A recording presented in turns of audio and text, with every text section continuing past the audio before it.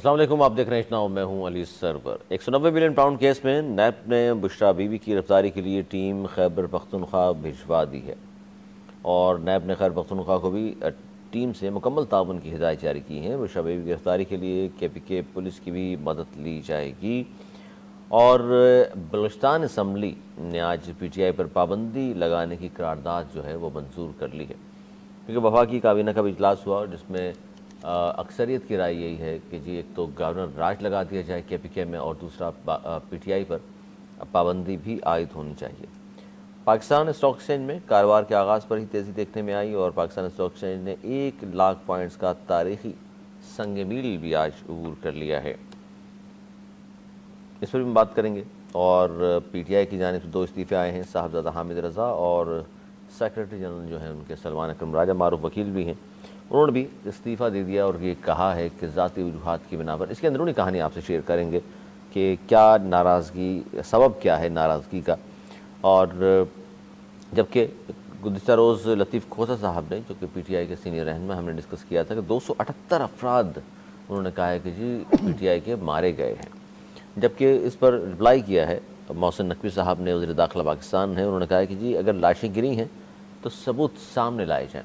अच्छा, international media पर ख़बरें कुछ और चल रही हैं और सोशल मीडिया पर कुछ और दावे किए जा रहे हैं, हुकूमत का मौक़िफ़ कुछ और है। इस पर भी बात करेंगे। हमारे साथ मौजूद है नवेद ज़ुबैरी साहब, सीनियर तजज़ियाकार हैं। दानिशवर हैं, बहुत शुक्रिया आपका।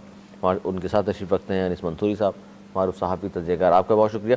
सर, आगाज़ आज खिलाफत तवक्को हम 24 नवंबर के बजाय जो वहाँ से जिसके बारे में PTI में ख़ास तौर पर बहुत ज़्यादा लोग नाराज़ हैं बुशरा बीवी के हवाले से कि उनकी दखलंदाजियाँ हुई, सब कुछ, लेकिन ख़बर यह है कि 190 मिलियन पाउंड जो केस है उसमें नैब ने बुशरा बीवी की गिरफ्तारी के लिए टीम KPK भिजवा दी है। अब क्या लगता है सर, अगर इनकी गिरफ्तारी होगी तो फिर सियासत में क्या भौचाल दोबारा आएगा, या आप समझते हैं कि इतनी बड़ी बात नहीं है और KPK में चूँकि उनकी अपनी हुकूमत है, क्या इतना आसान होगा उनको गिरफ्तार करना? बिस्मिल्लाहिर्रहमानिर्रहीम। देखिए, अभी ये समझ लें कि 10 दिन मैं कहता हूँ हुकूमत के पास है, जो आइडियल डेज है ना, इतनी बड़ी एक्शन के बाद, इस जीत के बाद, जिस तरीके से पसपा हुए हैं, किसी भी बड़े वाक़े के बाद जो पहले 10 दिन होते हैं ना, वो बड़े इंपॉर्टेंट होते हैं। इसको जीत कह रहे हैं आप? अब ये बेमल ऐन और हुकूमत जीत ही कह रही है, उनके लोग जश्न मना रहे हैं, जो भी है वो जो रेंजर्स एहलकारों की शहादतें हुई हैं। मैं उस वाक़े की मजम्मत कर चुका हूँ, सारी चीज़ें, लेकिन एक अब हम उससे गुजर चुके हैं ना। अब ये देख रहे हैं कि किसने क्या खोया क्या पाया ना, वो हम देख चुके हैं। तो अब जो है, अब पहले 10 दिन में ये जो चीज़ें कर गए वो कर गए, वरना फिर वही होगा जो 9 मई में के बाद उन्हें जो बहुत कुछ करना था वो उसका वो नताइज हासिल नहीं कर पाए, जिसकी वजह से दोबारा वो रिकॉग्नाइज हो गए फिर इनके पास। मामला में आप समझ रहे हैं कि गवर्नर राज लगाना है या जो भी करना है, अगर ये सोचे और समझे और कमेटियाँ ये और टाइम, जितना टाइम निकलेगा इतना इनको एक्शन करने में मुश्किल होगी। जैसे कहते हैं लोया गर्म है, जिस तरह आप मोल्ड कर लें जिसको वो सख्त हो जाएगा ना, फिर उसके बाद उनको मुश्किल हो जाएगी। तो अगर उनको विषय भी गिरफ्तार करना है तो यही 2-3 दिन है इनको ये गिरफ्तार। हुकूमत आपको लगता है गिरफ्तारियां दे देगी? देखिए, फेडरल गवर्नमेंट हुकूमत की रिट इन्होंने देख ली। अगर हुकूमत कोई रिट कायम करना चाहती है तो KPK में कैसे वफाकी हुकूमत अपनी रिट कायम करेगी? नहीं, कोई भी मुश्किल नहीं है, ऐसा नहीं हो सकता। अगर वो रेंजर्स के साथ जाएंगे तो वो रेजिस्ट नहीं करेंगे, और ना ही वो रेजिस्ट करेंगी। ये इस तरह थोड़ी होता है कि वो गिरफ्तारी नहीं दें। अगर वो कोर्ट का ऑर्डर लेके जाएंगे और गिरफ्तारी के वारंट होंगे तो उनको गिरफ्तार करने पड़ेंगे।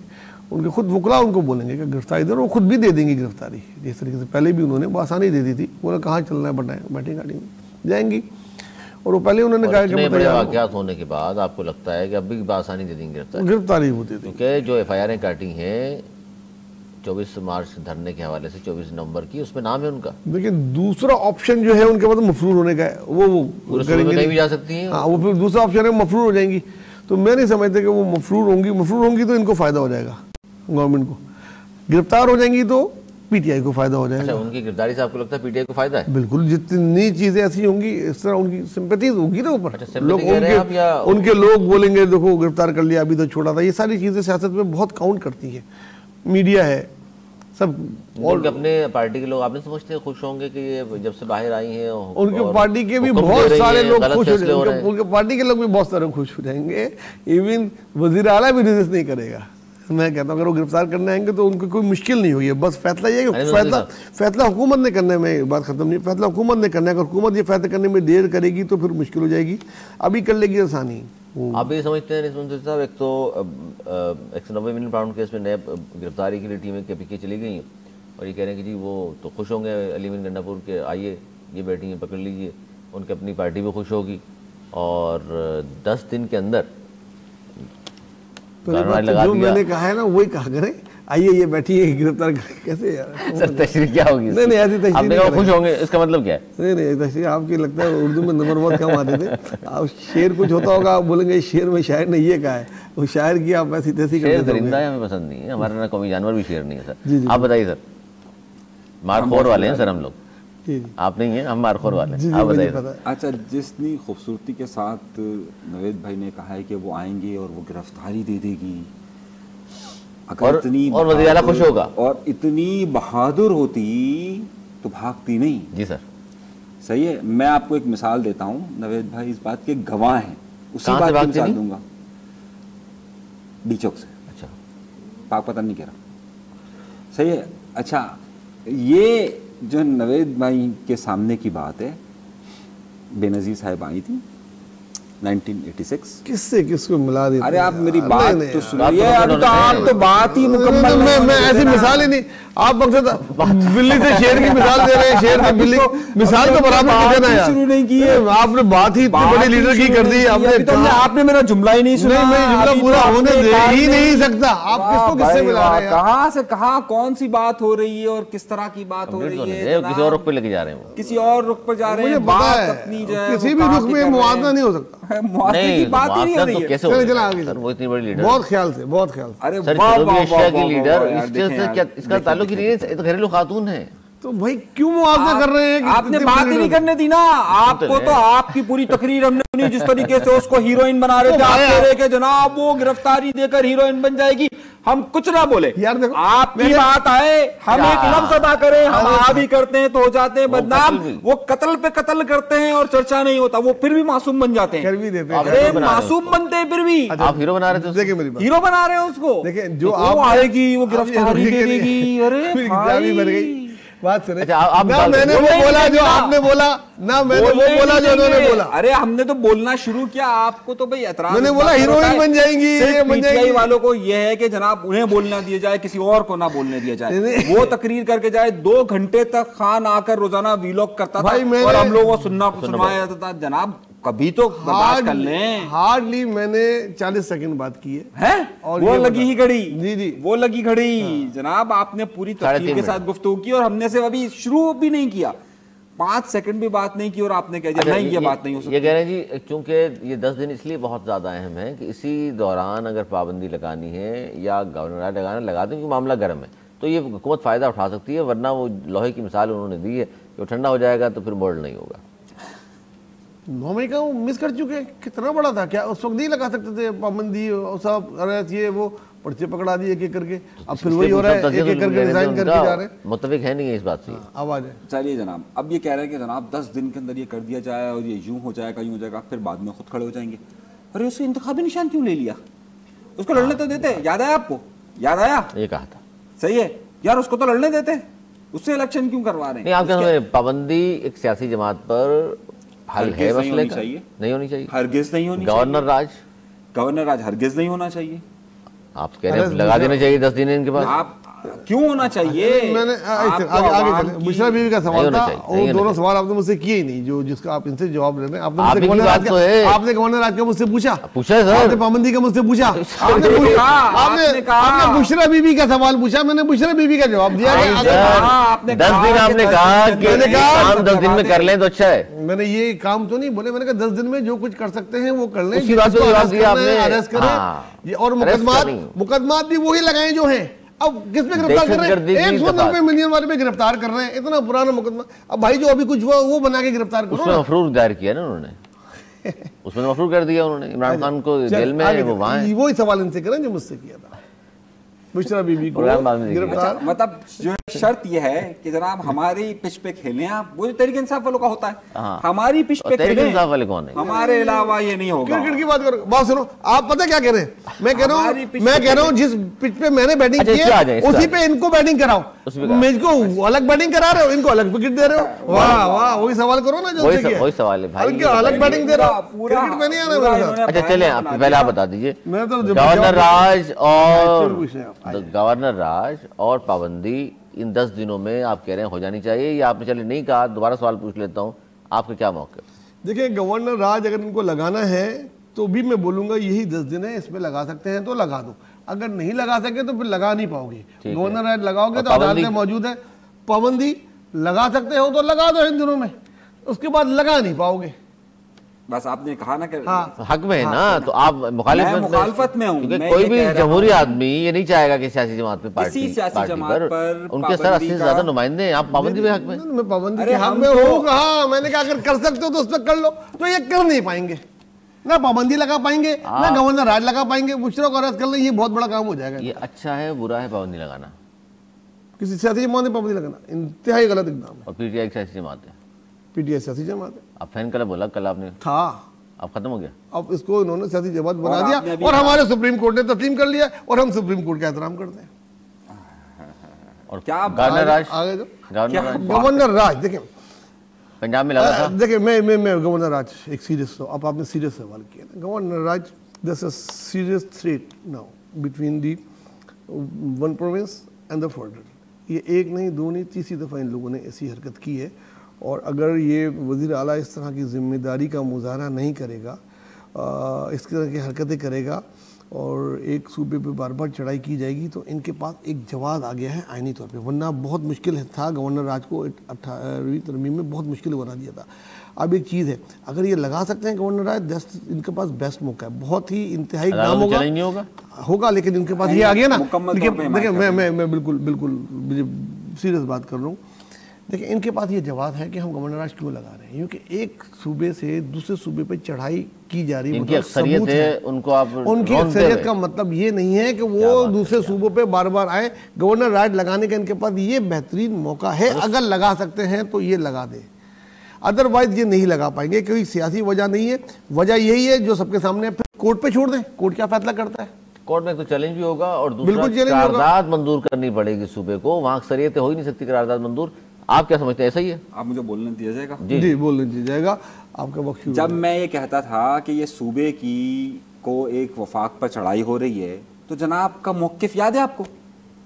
कैसे दिफा करते थे, नहीं ऐसा कैसे हो रहा है, ये थोड़ी सूबा एक दूसरे सूबे। मैं यही कह रहा था ना जब ये सारा मामला चल रहा था, एहतजाज करने आ रहे थे ना वो। तो मैंने ये कभी नहीं कहा कि दफा तो नहीं किया मैंने कभी उनका। आपने कहा नहीं जी वो सूबा नहीं कर रहा, ये सियासी जमात कर रही है, आपको याद होगा मैं बार बार। अच्छा, बुशरा बीवी की गिरफ्तारी से आप क्या समझते हैं? पीटीआई को फर्क पड़ेगा नहीं पड़ेगा? ये तो कह रहे हैं कि जी सेम भी खुश होगा, सब खुश होंगे। देखिए, इस वक्त पीटीआई जिस दोराहे पे खड़ी है, आज बुशरा बेगम ने भरे मजमे के अंदर सबको कहा तुम बेशरम बेगैरत हो, ये लफ्ज़ इस्तेमाल किए, ये लफ्ज़ इस्तेमाल किए, सही है। और इतनी तजलील की है, आप यकीन मानिए। और उसके बाद वो हमारे यहाँ मुहावरा कहा था ना, पाँव पटक कर निकल जाना। उन्होंने पाँव पटका, गुस्से से यूं स्टाइल मारा और कमरे से चली गई। और उसके बाद मैं आपको बता रहा हूँ तफसीलात, आप कंफर्म करना चाहें कंफर्म कर लीजिए। उसके बाद सलमान अकरम राजा ने कहा ये रहा मेरा रिजाइन। अच्छा, ये सही कह रहे हैं, क्योंकि ये कहानी अंदरूनी बाहर आई है और उसमें सलमान अकरम राजा ने सबसे पहले तो ये कहा कि आप जिस तरह की बात कर रही हैं, मैं पार्टी नहीं, अली जनरल सेक्रेटरी हूँ, वो जाने के बाद बात कर रही हैं, उनके सामने कहा। तो उन्होंने कहा कि मैंने जो कहा था बात तो वही होगी। हर धर्मी का मुजाहरा भी किया लेकिन जाहिर है सलमान अकरम राजा साहब ये चीज़ बर्दाश्त नहीं की, जाती वजूहत का बोल कर उन्होंने इस्तीफा दे दिया। लेकिन अब खबर ये आ रही है, क्योंकि रऊफ हसन साहब भी तर्जमान भी हैं, उन्होंने ये कहा है कि जी हम उनको मनाने की कोशिश करें, साहबजादा हामिद रजा जिन्होंने इस्तीफा दिया उनको भी और सलमान अकरम राजा को भी। ज़ाहिर फैसला तो फिर खान साहब नहीं करना, लेकिन फ़िलहाल यहाँ तक है। सर, ये जो पार्टी के इख्तलाफात हैं, क्योंकि बुशरा बीबी की आने से ज़्यादा हो गए हैं, जाहिर सी बात है वो अपना हुक्म चला रही हैं। वैसे तो कहा जा रहा है कि सियासत ताल्लुक़ नहीं, लेकिन वो ये कह रही हैं बार बार कि जी मैं वहाँ से आना नहीं चाहती थी डी चौक से, मुझे ज़बरदस्ती लेकर क्यों आए ये लोग। देखिए, मेरे पहले सवाल से अगर इसको आप गौर करके देखें तो मैंने कहा था अगर कर सकते तो कर लो, मगर करेंगे नहीं। क्यों नहीं करेंगे? बुशरा बीवी का बाहर रहना पीटीआई को ज्यादा नुकसान दे रहा है बनिस्बत अंदर रहने के। और वो एस्टेब्लिशमेंट क्या चाहेगी पकड़ने के लिए? नैब क्यों गई है? एस्टेब्लिशमेंट क्या चाहेगी? नैब क्यों पकड़ने गई गवर्नमेंट ने? क्यों भेजा? तो मैंने कहा देखते हैं ना, पकड़ लेंगे, बहुत अच्छा है, होना चाहिए, खुश होंगी पीटीआई वालों को, फायदा होगा अगर बुशरा बीवी गिरफ्तार होगी। पीटीआई एज ए जो जमात है अगर उसके नजर से देखें तो बुशरा बीवी का अंदर जाना बहुत अच्छा है। जिस तरीके से उन्होंने वीडियो बयान दिए, जिस तरीके से उन्होंने लीड किया हीरोइन नहीं बन सकती, हीरो तो बन नहीं सकती, हीरोइन बनने वाली बात है, मतलब हीरोइन नहीं, खबरों में लाइमलाइट में आ जाएंगी। थोड़ा सा सिंपैथीज का फायदा पीटीआई उठाएगी, जैसे नहीं वो हो जाता है उन्होंने दोनों खातून है औरत कार्ड, लेकिन अंदर से बहुत खुश, अंदर से बहुत खुश होंगे, अच्छा हुआ ले गया भाई, ले जाओ यार, ये हमसे नहीं समझ। खान साहब के लिए जरा दचका होगा क्योंकि उनके लिए बाहर आई थी, जदोजहद कर रही थी वो। खान साहब के लिए भी मैं समझता हूँ, खान साहब भी बोलेंगे अच्छा है, सुकून से बैठे, पार्टी के मामला पे बीवी के बारे में एक हस्बैंड कहेगा अच्छा वो अंदर आ गई। देखिए मेरी बात सुने, ये आप अपनी और नॉर्मल बीवियों की मिसाल नहीं दे, पॉलिटिकल घराने में पॉलिटिक्स एक बहुत अलग गेम होता है। इसमें कौन सा सियासतदान था? कौन सा सियासतदान? मेरी बीवी अंदर है, मुझे फायदा। उसी सियासतदान ने अभी कुछ दिनों पहले कहा था वीडियो, कौन सा सियासतदान? दूसरी हो जाएगी। उन्होंने कहा था कि सियासत से दूर रहें, उस वीडियो बयान के बाद रही दूर, तो कहा था वो नहीं जाएंगी उसमें, वो नहीं, तो नाराज पकड़वा दें उसको। नहीं वो नहीं कहेगा पकड़ तो वो पकड़ने आ रहे हैं, ये लीजिए, लेकिन वो पकड़ेंगे नहीं। अभी समझते हैं कि कोई सियासतदान ये कह भी सकता है मैं बीवी को अंदर रखें तो बेहतर है। भाई आप मुझे बोलने ही नहीं देते, मैं एक लफ्ज अदा करता हूँ उसके फौरन बाद जो है वो हमला हो जाता है। नहीं, आप बोलने का टाइम खत्म हो गया। देखिए अब ये बातें करते हैं, बोले देखे बोल दिए, टाइम खत्म हो गया। भाई बुशरा बेगम साहिबा, आप माने या ना माने, एस्टैब्लिशमेंट कुछ भी समझती हो, उनके लीडरान कुछ भी समझते हो, लेकिन बुशरा बेगम साहिबा इस वक्त हीरोइन है। इस वक्त कंप्रोमाइज तो नहीं है। वाह वाह वाह, बुशरा बीवी एक हीरोइन है, वाह वाह। आप देखा, मैं लिख लिया, अरे मैंने लिख लिया, मैं ब्रेकिंग न्यूज देने वाला हूं। मैं हमेशा देता हूं ब्रेकिंग न्यूज, बीवी हमेशा ब्रेकिंग न्यूज देता हूं। एक हीरोइन है, लिया भाई आप लोगों ने आगे। सही है। नहीं तो ये इतनी नाराजगियां हो गई और ये बात अब तो बैकफुट पे चली जाएगी। मंसूरी कह रहे हैं बुशरा बीवी एक हीरोइन बन के उभरी है, हीरोइन बन के उभरी। आगे चले, जवान बच्चों की माँ शादी हो चुकी। अच्छा आप बताइए, आप समझते हैं कि बुशरा बीवी के बहुत सारी बातों की वजह से पार्टी में इस्तीफे आने लग गए, और दोनों की वजूहात साहबजादा हामिद रजा साहब हों या सलमान अकरम राजा हों या दीगर लोग हों, नाराज़ हैं? देखिए अली, संजीदा नुक्ता यह है कि ये अभी बोलने नहीं देंगे क्योंकि कोई नुक्ता तो है नहीं इनके पास। तो मसला सारा यह है कि इस वक्त बुशरा बेगम साहिबा वर्कर्स के लिए एक आइडियल है, वर्कर्स यही सब कुछ चाहता है जो इस वक्त इमरान खान भी आइडियल है। बिल्कुल, क्योंकि उन्होंने कहा कि चले गए हैं वर्कर्स तो नाराज थे। देखिए और बात थी, पेशावर उन्होंने कह दिया मैं तो रुकना चाह रही थी, मुझे अली अमीन गंडा बोल रहा है, अली अमीन गंडा बद से बदनाम बुरा, सारा मलबा उनके ऊपर आ गया। ऑन अ वर्कर साइड आप सोशल मीडिया पर उठा के देखिए, तमाम लोग खुश है, तमाम लोग बुशरा बेगम साहिबा को ये करार दे रहे हैं कि वो तो डटी हुई थी। देखिए हम किस लिहाज से सोच रहे हैं, एस्टैब्लिशमेंट क्या सोच रही है, उनके लीडरान क्या सोच रहे हैं, उन्होंने जिस तरीके से उन्होंने अपनी बहन को मीडिया में दाखिल करवाया, सही है, और जो मीडिया में उनकी बहन बुशरा बेगम साहिबा की मुसलसल आकर कह रही है कि वो नहीं जाना चाह रही थी, उनको जबरदस्ती ले जाया गया, इसका मतलब वाकई में देखिए, आप अगर एक कारकुन की हैसियत से सोचिए, वो कारकुन ये समझता है कि भाई मुझे तो इमरान चाहिए, मुझे खान बाहर चाहिए, यही नारे लगा रहे थे वहां। उनकी सोच ये ना, पूरा सोशल मीडिया इससे भरा पड़ा है। उसकी नजर में तो हम माने ना माने, लेकिन वो जो इस वक्त जज्बाती किरदार अदा करता है, वो अपनी पार्टी के सपोर्टर्स की नज़र में एक कैरेक्टर बनाता है, एक चीज़ बनाता है। उस सूरत हाल में जब क्लैश होता है, उस क्लैश के अंदर एक वाज़े तौर पर पैगाम ये होता है कि जब ये क्लैश चल रहा है तो उस वक्त यकीनी तौर पर पार्टी लीडरान नाराज़ होते हैं। वो अथॉरिटी बनकर आ रही है, जब वो अथॉरिटी बनकर आ रही है, वो कह रही है नहीं, सारा सवाल ये है कि खान साहब को देखना। खान साहब ने, आपको याद होगा कि जब खान साहब से कहा गया कि भाई बुशरा बेगम ने आपकी बात मानने से इनकार कर दिया है, तो खान साहब ने पूछा, ये बैरिस्टर सैफ ने बयान दिया है कि पूछा कि इस वक्त हम कहाँ पर है, उन्होंने कहा डी चौक पर है, तो उन्होंने कहा डी चौक पर फिर रहो, हम पहला पार्ट तो कहते हैं, दूसरा पार्ट बयान नहीं करते। अब जो मैंने आपसे कहा ना कि बुशरा बेगम साहिबा हीरोइन बन चुकी हैं, आप माने या ना माने, वो बन चुकी है। भाई अगर बुशरा बीवी के कसीदे खत्म हो गए हो तो सवाल का जवाब ले लें अरेस्ट वाले का। अरेस्ट हो जाएंगी? नहीं होगी। पीटीआई ये तो कह रहे हैं, वज़ीर आज़म साहब कहेंगे ये बैठी हुई है। अगर पीटीआई किसी सूरत में उसको अरेस्ट नहीं होने देगी, क्योंकि जो इख्तिलाफात की खबरें आ रही हैं, तो उससे ये होगा कि सारा मलबा अली अमीन गंडापुर और उसकी इंतजामिया। अच्छा जी, बैरिस्टर सैफ का जो किरदार है नवेद ज़ुबैर साहब, कहा जाता है कि खान साहब से मुज़ाकरात के लिए स्पेशली जेट तैयारा या हेलीकॉप्टर भेजा गया, स्पेशली लाया गया, खान साहब से मुलाकात कराई गई। ये बातें ज़ाहिर सारी बाहर आ गई, और जिसमें खान साहब ने कहा था जी संजानी चले जाएं, ठीक है, और बाद में फिर वो ज़ाहिर बुशरा बीबी ने इनकार कर दिया। उन्होंने कहा जी नहीं, मुझे खान साहब ने कहा था कि पहुँचना है आपने डी चौक और वहाँ से कहीं नहीं जाना। सर बहुत सारे लोग ये भी कह रहे हैं कि पीटीआई के लोग कंप्रोमाइज्ड हैं, बैरिस्टर सैफ क्यों ना हो, वो अली अमीन गंडापुर साहब क्यों ना हो, वो दीगर लोग क्यों ना हो। आपको भी लगता है कि इनकी नाकामी की वजह, एहतजाज जब भी करते हैं इस तरह वापस चले जाते हैं, बिखर रही है पीटीआई, उसकी वजह यही है कि आपसी इख्तलाफात या कंप्रोमाइज? देखिए मेरे भाई पहले ही कह चुके हैं कि 90% की आदत पीटीआई की कंप्रोमाइज है। ऐसे ही कहा था ना आपने, 95%, 5% और बढ़ गए, ठीक है, 95% हो गए, ठीक है।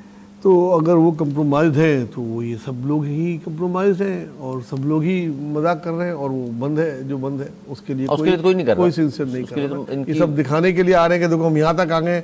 2 दफ़ा वो अटक तक आए, अटक के बाद वो अचानक गायब हो गए, फिर रात गए, फिर सुबह जाके वो वहाँ से मिलते थे। इस बार यूँ कि उनके साथ बुशरा बीबी थी तो वो गायब नहीं हो पा रहे थे, 2 दफ़ा टाइम किए, और वो आखिर में जब एक्शन हुआ तो वो भाग गए। देखिए बैरिस्टर सैफ वाला जहाँ तक का मसला है, जो चीज़ बाहर आई है वो ये है कि इमरान खान ने कोई एक वीडियो बयान भी बुशरा बीबी के लिए रिकॉर्ड करा के भेजा था। अब इसकी तस्दीक या तरदीद तो जब कभी इमरान खान बाहर आएंगे, साफ़ी पूछेंगे तो तभी होगी, ऐसे नहीं हो पा रही। अगर वो भेजा था, अगर एक मिनट को हम ये परसेप्शन बाय कर ले कि ये इमरान खान ने भेजा था, फिर भी बुशरा बीबी नहीं मानी, तो फिर बुशरा बीबी जिम्मेदार होंगी, क्योंकि सबसे अच्छा ऑप्शन ये था कि अगर वहाँ बैठे होते तो आज भी वहाँ बैठे होते वो, तो वो नहीं मानी और वो एजुकेशन की तरफ गई, और जिससे ये सारा मामला ख़राब हुआ। और अगर उन्होंने नहीं भेजा था और बैरिस्टर साहब ने खाली पैगाम पहुँचाया, तो उसके लिए इमरान खान पहले क्या कहते हैं, अगर मेरा पैगाम किसी के भी ज़रिए आए तो आप मानना नहीं, वही करना जो सही हो, डी चौक जाए, तो उसके तौर पर फिर बुशरा बीबी सही थी। ये मेरा इसमें मौक़िफ़ है। अब तक जो मैं बुशरा बीबी के बारे में क्या कह रहा था, आप क्या खबर मार रहे हैं? मैंने कोई कसीदे नहीं पढ़े, मैंने फैक्ट बताया, दोनों ऑप्शन दिए, सवाल पूछा था। और बैरिस्टर सैफ कंप्रोमाइज, देखिए ज्यादातर क्या अगर कंप्रोमाइज है, देखें कंप्रोमाइज है ना, हम तो ये कहते हैं कि हर एक का देखें रिलेशंस होते हैं, सियासी जमातों में लोगों के ताल्लुकात होते हैं, और वो ऐसा नहीं होता कि ताल्लुकात को मुनक़ता कर दिया जाए। इस वक्त जबकि सबसे ज़्यादा बैरिस्टर सैफ वो शख्स है, हम लाख एतराज़ कर सकते हैं, उन्होंने कई पार्टियां बदली, मुशर्रफ साहब फिर एमक्यूएम के साथ, और फिर यहाँ पर आए, लेकिन बैरिस्टर सैफ को एमक्यूएम में भी गुंजाइश इसीलिए मिली थी कि उनके लिंक्स हैं। याद होगा आपको, बाकायदा बैरिस्टर सैफ का तो उनका एक ख़ास आदमी करार दिया जाता था, और एमक्यूएम में उस वक्त की जो एमक्यूएम के जो बानी है उनको बाकायदा ये पैगाम दिया गया था, और उसके बाद इनको रखा गया था, उस पर कोई डाउट ही नहीं है। गंडापुर साहब क्योंकि उधर सिर्फ इनको रखा गया था, नहीं बहुत सारे लोगों को रखा गया था, ऐसे बहुत सारे लोगों की लिस्ट थी कि जो जिनको रखा गया था। कुछ लोग तो माफिया मांगकर भी आकर रह गए थे। खैर नुक्ता ये है, एक और बैरिस्टर भी थे, हाँ एक और बैरिस्टर भी है, वो भी उन्हीं दूसरी तरफ चलते थे।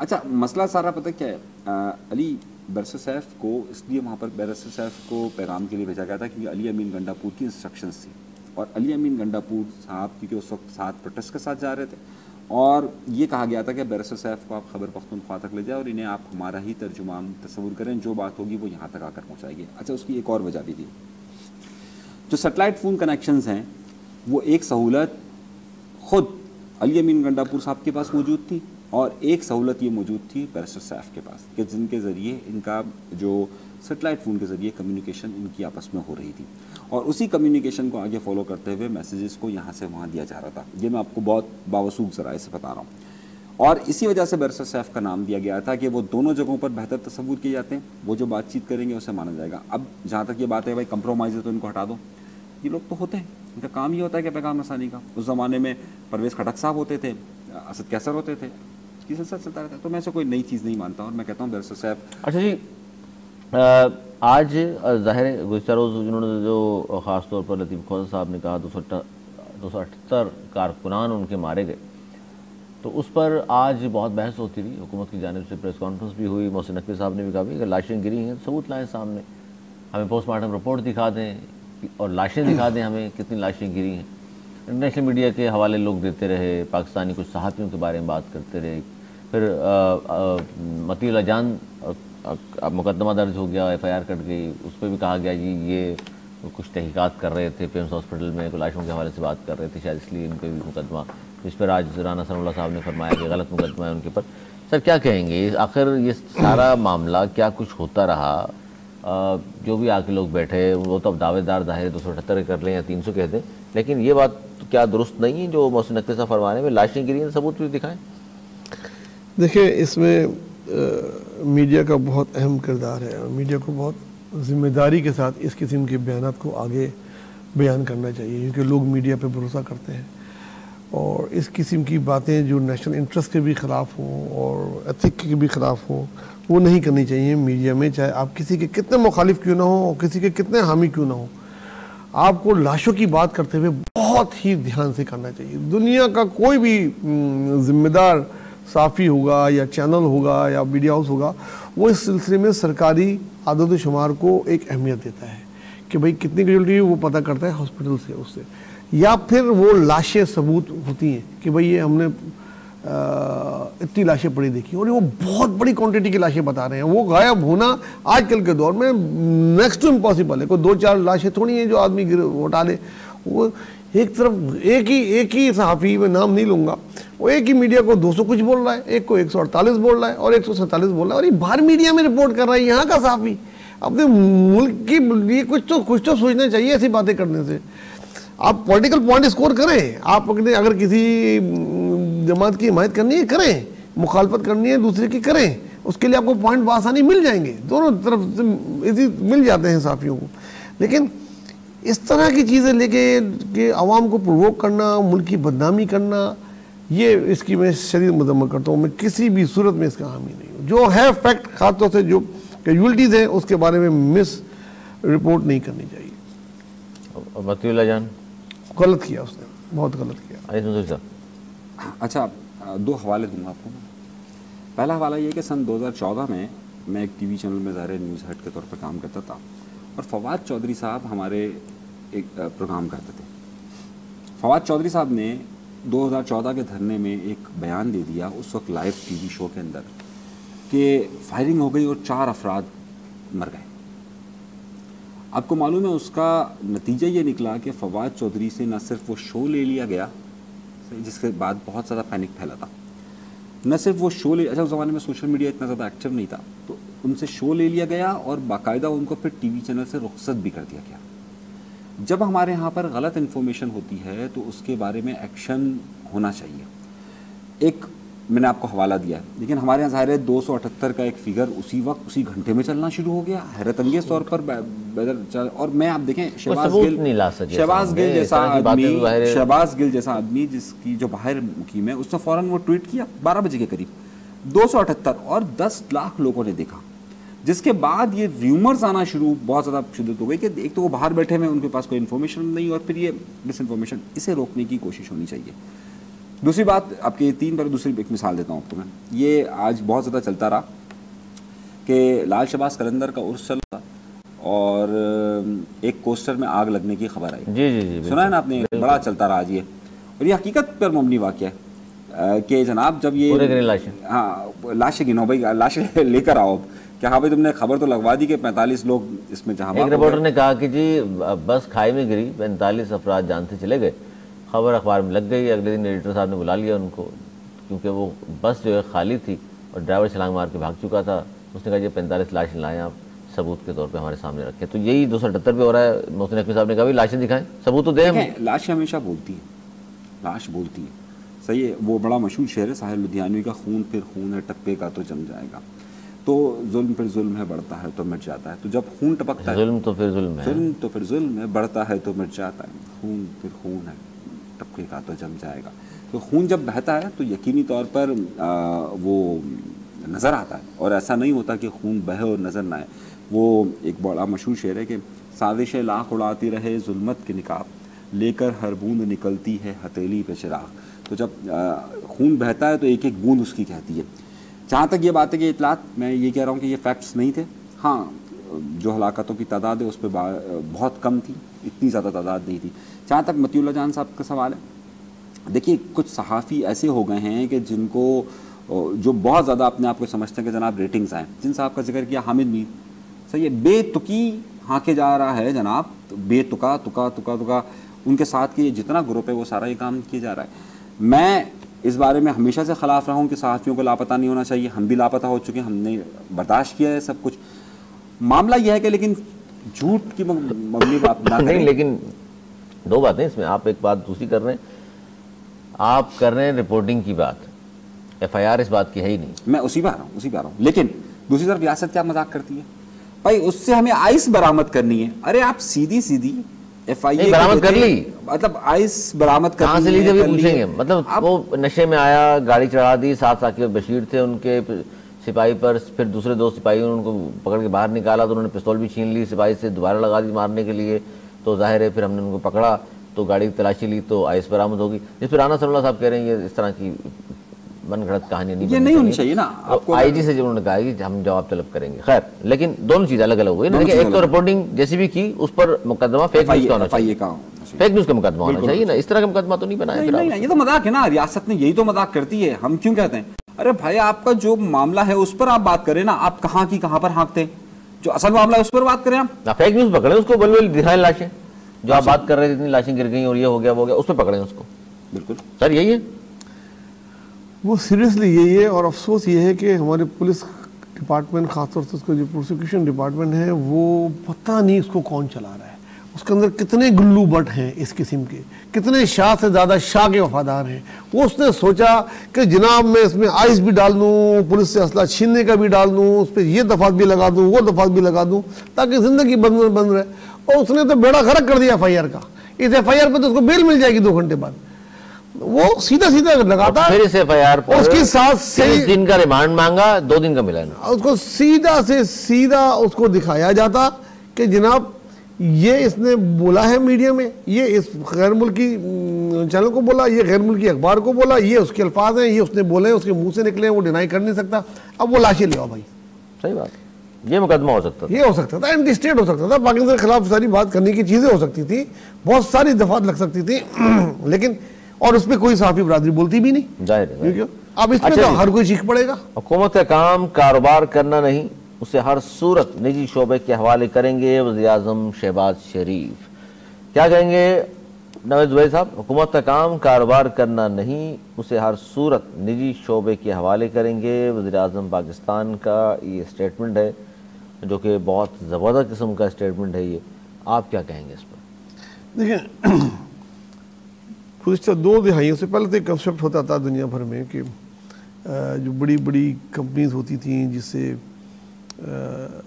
पैसे भी मिलते थे, जिससे अवामी रोजगार था, उसको गवर्नमेंट अपने पास रखती थी। लेकिन फिर आहिस्ता आहिस्ता प्राइवेटाइज होने लग गया। भुट्टो साहब ने किया ना, बहुत बड़ी गलती थी, वो तो ब्लेंडर था। उसके बाद यूरोप अमेरिका ने प्राइवेटाइज करनी शुरू की, अपनी एयरलाइंस हो गई, रेलवे हो गया, चीज़ें हो गई। और अब ये कॉन्सेप्ट उसके बाद इंडिया में भी हुआ, हर जगह हुआ। हमने भी बहुत सारे बैंक प्राइवेटाइज किए, इंश्योरेंस कंपनी प्राइवेटाइज की, और बहुत सारी चीज़ें इंडस्ट्रीज प्राइवेटाइज की। अब आ जाता है मसला ज़्यादातर है PIA का, सबसे बड़ा मसला है ना, जिसके लिए ये सारी बातें होंगी। मेन PIA, बाकी स्टील मिल वगैरह भी है, लेकिन मेन PIA। अब PIA को प्राइवेटाइज करने की बात हो रही है, और अगर ये शफाफ तरीके से हो तो मुझे समेत किसी को कोई एतराज़ नहीं है। लेकिन अगर ये हो कि उसके एसेट्स तो हों बिलियंस डॉलर के और बेच रहे हो पाकिस्तानी 10 अरब रुपए के, तो भाई फिर तो कहीं कहेगा ये प्राइवेटाइज नहीं करो भाई, ये तो जुल्म है। शफाफ तरीके से करें, शफाफ बोलियाँ लगाएं, लगती है ठीक है, नहीं तो फिर चलाएं उसकी चीज़ें मैनेज करके। मगर ये बात सही है कि आजकल के दौर में हुकूमत का काम बिजनेस करना नहीं है। आजकल के दौर में हाँ, अब जो इस वक्त चल रहा है, पहले था, अब आजकल प्राइवेटाइज। सर पहले भी हुकूमतें बिजनेस किया करती थी अनीस मंसूरी तक। देखिए भाई, हम अपने नज़रियात पक्के के साथ बदलते नहीं हैं, पहली बात। कौन सा मोबाइल है आपके पास? मेरी नजरियात का नोकिया वाला मेरी बात मेरी बात सुनिए, मेरी बात रखे ना, मेरी बात सुनिए, गलत बात करोगे तो मैं क्यों बोलने दूंगा? बोलने ही नहीं देंगे हम। तो एक लफ्ज बोलते हैं, एक हवाला देते हैं और उसके बाद हम पूरी तकरीर सुने। हम एक मुझे पता था आप किधर आ रहे हो, मुझे पता था आप किधर आ रहे हो, एक लफ्ज बोले और फौरन जो है वो देखिए ये गलत है, वक्त के साथ चेंज होना चाहिए। मैंने तो अभी कुछ कहा ही नहीं है, वरना नोकिया बन जाओगे, कैमरा बन जाओगे। हमें कहना दीजिए। कल हम जो है वो रोटी खाया करते थे, तो आज बदलकर पिज्जा और ये सारी चीजें हमें नहीं बोलने देंगे। देखिए भाई मेरी बात है ना, मतलब आपको फौरन जो है क्या याद करेंगे आप? देखिए हम नजरियात नहीं बदलते, और नजरिया ये है जिस पे पाकिस्तान का आइन खड़ा हुआ है, और वो खड़ा हुआ इस बुनियाद पर है कि जनाब वाला पाकिस्तान ने बुनियादी सहूलियात फराम करना रियासत की जिम्मेदारी है। सही है, जो चीज़ें कौमियाई गई थी उसमें फिर पॉलिसी मैटर्स कुछ और हो गए, लेकिन कौमियाई ठीक गई थी। मैं ये आज भी मानता हूँ, मैं पहले भी मानता था, आज भी मानता हूँ, मैं उसमें नहीं बदल रहा। कारोबार तबाह कर दी लोगों के, सर नहीं हुआ ना, खड़े ही नहीं हो सके सर, सही तरीके से नहीं हो सका ना, वो एक अलग है। दोनों तजर्बे नाकाम, नेशनलाइजेशन का भी, प्राइवेटाइजेशन का भी। मैं वही कह रहा हूँ। अच्छा अब मेरी बात दोनों तजर्बे नाकाम, आपने केई को यूटिलिटीज आपको फराम करना रियासत इसलिए दोनों नाकाम है। केई आपने प्राइवेट करने की कोशिश की, नाकाम हो गए। भाई देखिए आवाम को आपने कहा हेल्थ सेक्टर हम नहीं संभाल सकते, किसी ने कार्ड दे दिया, बोला जाओ प्राइवेट बंदोबस्त करो। सही है, ये ठीक नहीं है। हेल्थ सेक्टर या कोई भी बुनियादी चीज़ें वो फैसिलिटीज़ देना रियासत की जिम्मेदारी होती है, और इसमें कारोबार नहीं होता। पूरी दुनिया में रेलवे जो है वो सरकार चलाती है और प्रॉफिट में चलाती है, आप नहीं चला सकते, आपका मसला है, आपका मसला है। PIA या इस तरह की जितनी है वो रियासतें चलाती हैं। हाँ बाकी निजी एयरलाइंस होती हैं, लेकिन वो कामयाब रहती हैं। आप अपनी नाकामियों का मलबा दूसरों पर डालकर फिर ये कहेंगे ठीक है, मैं इसे नहीं मानता।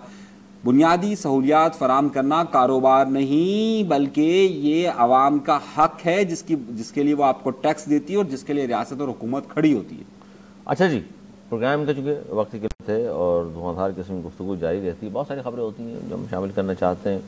जैसे खबर थी कराची के हवाले से, आज फिर एक तेज़ रफ्तार टैंकर ने एक बाप बेटी को कुचल दिया, और ज़ाहिर है टांग कुचली गई, बहुत छोटी बच्ची थी, उसके वालिद की भी हालत ख़राब और उसकी भी, अल्लाह ताला उनको सेहत दे, बड़ी तशवीशनाक हालत में हॉस्पिटल में है इस वक्त भी वो।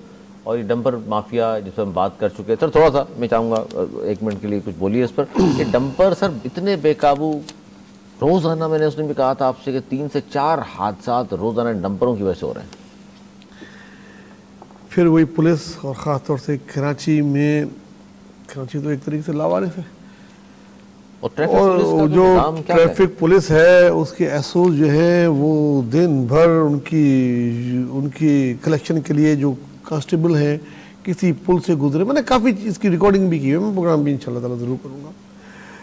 खड़े होकर मोटरसाइकिल वालों से पैसे ले रहे होते हैं, इससे पैसे ले रहे होते हैं, बस वो देखते हैं ये बगैर हेलमेट के आ जाए, उनकी नज़र यही होती है। वो हैवी ट्रैफिक गुजर रहा है, ट्रॉलर गुजर रहा है, मिनी बसें रेसिंग लगाते हुए गुजर रही हैं, चीज़ें वो उनकी भला ट्रैफिक जाम है, वो अपने धंधे में लगे होते हैं। असल बात ये और बदनाम हो रही होती है पॉलिटिकल पार्टी जिसकी हुकूमत होती है, और उसको बदनाम होना चाहिए इस पे। अगर वो अपनी पुलिस को कंट्रोल नहीं कर सकती, अपनी ट्रैफिक पुलिस को नहीं कंट्रोल कर सकती, तो ये सारा मलबा आप ही पे डलेगा। कंट्रोल उस इलाके के, मैंने पहले कहा था, जिस इलाके में कोई डंपर से कोई दिन में नजर आए उसके ऐसो को सस्पेंड करके मुकदमा कायम किया जाए उसको, बिल्कुल, कि ये डंपर दिन के टाइम में आया कैसे और आके कुचला कैसे गया, किस तरीके से ये चीजें फिर रहे होते हैं। जब पता है रात को गुजरना है, हम यहाँ से गुजरते हैं रात को प्रोग्राम खत्म करके, एक आधे घंटे हम क्यू में लगे होते हैं ताकि उनका वक्त होता है वो जाने का, तो दिन में क्यों दनाते फिर रहे होते हैं। और दनाते फिर रहे हैं, कोई हुआ कि वो भाग गया, और कुछ लोगों ने आग लगाने की कोशिश की और वो जलता तो है नहीं, टायर वायर जल जाते हैं, और उसके बाद कुछ दिनों बाद उसकी बेल हो जाएगी, और एक अच्छे खासा अमाउंट लेके थाने वाला वो कई करोड़ का डंपर भी मालिक को दे देगा। तो ये चीजें कब बंद होंगी? सर आपने जो बताया उस इलाके के एसओ को सस्पेंड करके सस्पेंड होगा कि मुकदमा नहीं होगा तो जाहिर नेक्स्ट ये हर रोज ये वाकयात आपको कहेगा जो होता रहे, कोई मसला नहीं। शहरी मर रहे हैं, गरीब आवाम जा रहे बाइकों पे, तो वही घूम रहे होते हैं ना बेचारे। देखिए अली, आप एक डेटा उठाइए, और डेटा किसी भी इदारे में जाहिर है कोई अगर जॉब कर रहा है बेचारा बाइक पे आ रहा है, उसकी तनख्वाह बढ़ानी चाहिए, या तो फिर अच्छी खासी तनख्वाह करते हैं, गाड़ी ले आए बंदा, कोई पुरानी गाड़ी खड़ी भी अगर करते आप बताएं। अच्छा अली, सबसे बड़ा मसला ये है कि हमारे यहाँ डेटा उठाइए, डेटा जब आप उठाते हैं तो गुज़िश्ता, मैं मौजूदा हुकूमत की बात कर रहा हूँ, सिंध हुकूमत की, 16 सालों के अंदर करीबन कोई 4,500 के करीब पुलिस अहलकारों को मुअत्तल किया गया है। किस बात पर? मुख्तलिफ वजूहात की बुनियाद पर। उस पर इसी तरह की सस्पेंड नहीं हुए, मुअत्तल हुए सिर्फ, सही ना, नौकरी खत्म नहीं हुई, नौकरियां खत्म नहीं हुई, ये हुआ है। सही, आप जो कह रहे हैं ये होता रहा है। नहीं, ये मुकदमे की बात जो कर रहे हैं, मुकदमे भी हुए, नहीं हुकूमत सिर्फ मुद्दई बने ना। इसी गलती, जब हमने कहा था इसको ये नहीं होना चाहिए। गुजारिश हमेशा की तरह इस बार भी जुल्म हम पर ही करेंगे आप, सही है। फिर बाद में मजलूम बन के 3 मिनट ले लेते हैं, हम खामोश बैठ जाते हैं। अच्छा, रोना नहीं छोड़ते, रोते जाओ बोलते जाओ। वक्त की किल्लत है। एक मिनट ज्यादा नहीं लूंगा जी। तो मेरे भाई, आपने सारे लोगों को तब्दील करके देख लिया, मुअत्तल करके देख लिया, नहीं हो रहा। असल में आप कप्तान को मुअत्तल कर नहीं रहे, वहां से जो सारी हुकूमत जो चल रही है उसी की खराबी है। 4,500 का डेटा दे रहा हूं, कुएं से ना निकालें, चैलेंज कर लें। 4,500 का डेटा दे रहा हूं, इतने लोगों को मुअत्तल किया गया, केसेस हुए, नहीं हुआ। असल मामला है कि हुक्मरानी का निजाम नाअहल, करप्ट हुक्मरान। यूनिवर्सिटी के बारे में बात कर रहे हैं, सबकी बात कर रहा हूं, जिसको भी आप समझें। अच्छा जी, खेल के मैदान से खबर शामिल कर लेते हैं। सीरीज के तीसरे और फैसला कौन वनडे मैच में भी पाकिस्तान ने जिम्बाब्वे को एक तरफा मुकाबले के बाद 99 रन से शिकस्त दे दी और पहले मैच में नाकामी के बावजूद पाकिस्तान की टीम ने शानदार कमबैक किया और सीरीज 2-1 से ज़ाहिर जीत ली। पाकिस्तान ने पहले बैटिंग की और ज़बरदस्त किस्म का आगाज़ फराहम किया अब्दुल्ला शफीक और साइम अयूब ने, और मुकर्ररा 50 ओवर में जो पाकिस्तान ने टोटल बनाया उसके बाद लगता ये था कि बासानी पाकिस्तानी मैच जीत जाएगा, क्योंकि जिम्बाब्वे की टीम जो है ज़ाहिर इतनी ज़्यादा स्ट्रॉन्ग टीम नहीं है। 300 रन का हदफ कोई आसान नहीं होता। जिम्बाब्वे 204 रन बनाकर आउट हो गई और इसमें ख़ास तौर पर साइम अयूब, अबरार अहमद, हारिस रऊफ और आमिर जमाल ने 2-2, जबकि फैसल अकरम और कामरान गुलाम ने खिलाड़ी को आउट किया। अच्छा, कामरान गुलाम ने सेंचुरी भी बनाई है सर, क्या कहेंगे आप? बाबर आजम टीम में नहीं है, बाबर आजम टीम में नहीं है, शाहीन शाह आफिदी टीम में नहीं है, नसीम शाह टीम में नहीं है। आप मतलब हमारे काफ़ी सीनियर खिलाड़ी नहीं है और नौजवानों को मौका दिया गया है और अच्छा भी नहीं होता कि जिम्बाब्वे के खिलाफ इतनी बड़ी टीम उतार दी जाती। तकरीबन बहरहाल पाकिस्तान की टीम तीनों मैच जीतने चाहिए थे। मुझे अफसोस हुआ, आपने एक मैच हार के इतने पॉइंट आपने रेटिंग में गंवा दिए, कोई वो नहीं है। और बहरहाल हमें कामरान गुलाम की शक्ल में एक बहुत अच्छा ऑलराउंडर मिल गया है, साइम अयूब की शक्ल में बेहतरीन ऑलराउंडर हमें मिल गया है। अब इनको ज़ाती पसंद नापसंद पे ना निकालें, इनको कैरी ऑन करें और काश कि ऑस्ट्रेलिया में अगर इनको वापस नहीं भेजा जाता साइम को T20 में तो ये चीज़ें नहीं होती, मगर यूँ के बड़े पॉपुलर हो गए थे वो वनडे सीरीज में।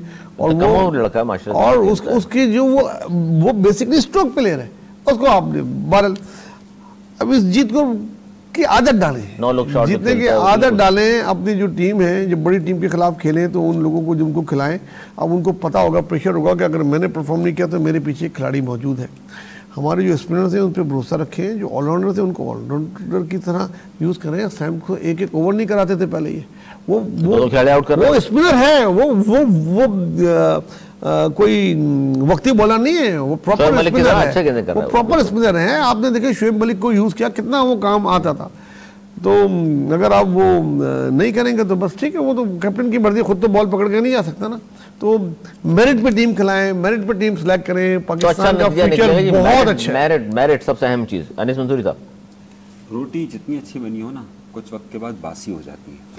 जब से आपने इन सीनियर को, नाम नहाद सीनियर्स को बाहर किया है, और जहां आप बाहर करते हैं वहां पाकिस्तान की टीम की परफॉर्मेंस अच्छी होती है। तो बराए मेहरबानी, आप बाबर आजम और लोगों की बात मैं बिल्कुल बात कर रहा हूँ, सही है। जो लोग भी ये है वैसे खराब हैं, उनको खराब ही रहकर उनको अब बाहर बैठाइए, आराम कीजिए, सही है, सुकून से रहने दीजिए, खुद भी सुकून से रहिए और पाकिस्तान की क्रिकेट को भी फलने फूलने दीजिए। अच्छा जी, जाते जाते एंटरटेनमेंट की खबर, जाहिर है वो आप दोनों की पसंदीदा, लेकिन उसका नाम नहीं लिया, उससे पहले ही पसंदीदा आपने करार दे दिया। आप हानिया आमिर की तो बात नहीं करना चाह रहे? आप दोनों की ठीक है, पसंदीदा है, हाँ, वो सबको पता चल गया जिन्होंने कल शो देखा है। अच्छा, रेखा साहिबा जो है बहुत ही खूबसूरत अदाकारा, और जाहिर उनकी फिल्में यकीनी तौर पर आप दोनों ने देखी होंगी जवानी में। आजकल तो जाहिर वो भी इसी एज की हो गई जितने माप दोनों के, जाहिर हमने तो नाम ही सुना उनका, खबरें सुनते रहते हैं बाहर। तो वो कह रही थी पहला इश्क नहीं भुलाया जा सकता। तो आप भी जाहिर आशिक मिजाज रहे हैं, या अब तो मुझे नहीं पता, आप तो खैर अभी भी कोशिश करते होंगे? नहीं करते कोशिश। आप बताइए। ये सवाल मैं चाहता हूँ कि पहला जानीस भाई से इनके ज़माने की। जनाब सिलसिला फिल्म और दीगर बहुत सारी फिल्में हैं जिसमें काम किया। देखिए रेखा साहिबा जो है वो बात रेखा के नाम भी हटा दें। आपने हानिया आमिर की तफसीलात दी थी ना आपने, हम तो बात कुछ और कर रहे थे, तो पहले आपने हानिया आमिर की तफसीलात बयान की थी। बंगाली अदाकारा है रेखा अमिताभ बच्चन के साथ एक जोड़ी बड़ी मशहूर थी। कौन सी जोड़ी थी? बहुत मशहूर जोड़ी, कई फिल्में, सिलसिला वगैरह बड़ी कामयाब फिल्म है उनकी। नमक हराम कौन सी थी बताएं? फिल्मी जोड़ी थी। कौन सी फिल्में थी? सिलसिला वगैरह। सिलसिला क्या था उसमें? अबे फिल्में होती है यार। अभी मैं पूरी स्टोरी सुनाऊंगा तो टाइम इनके पास है। सर ये पहला इश्क का बता दें आप सर। जुमला सुन लें उसका सिर्फ जवाब चाहिए। पहला इश्क वो कहती है भुलाया नहीं जा सकता, और ये आप पर भी है, आप पर भी है। अब आप जवाब देंगे इसका, ये बात दुरुस्त है ये आप कहते हैं ना, ये बेवकूफ़ाना। इस हवाले से मैं ज़ाती तजुर्बात शेयर कीजिए आप। हाँ, मैं इस हवाले से हमेशा अपनी सीनियर्स की राय को मुकद्दम समझता हूँ। तो आप नवेद भाई। अच्छा पहले आप बता दें सर, उसके बाद जूनियर। देखिए एक दौर था रेखा का और अमिताभ का, इनका नाम जिस फिल्म के साथ जुड़ जाता था वो हिट हो जाती थी, सुपर हिट हो जाती थी। और इन दोनों का इश्क भी बड़ा मशहूर हुआ था, लेकिन क्योंकि अमिताभ अपनी अदाकारी के अदाल में ही जिया से शादी कर चुके थे 72 में, तो वो इश्क ऐसे ही दीवार के बाद उन्होंने शादी कर ली थी। तो मगर आज भी अगर कोई फिल्म अवार्ड इंडिया में हो रहे होते हैं और अमिताभ होते हैं सामने और रेखा इधर बैठी होती है, तो या फिर रेखा उधर होती है, अमिताभ इधर होते हैं, कैमरे दोनों उन्हीं तरफ। हालांकि बातचीत बंद है दोनों की। तो बीवी को पसंद नहीं है ना उनकी, पाबंदी लगाई हुई ना कि आपने तो बताया ना पहला इश्क की। तो ये जो पहला इश्क होता है ना, ये होता ही ऐसा है जो नहीं भुलाया जाता। आप भी नहीं भूले जाहिर है? मैं भी नहीं भूला।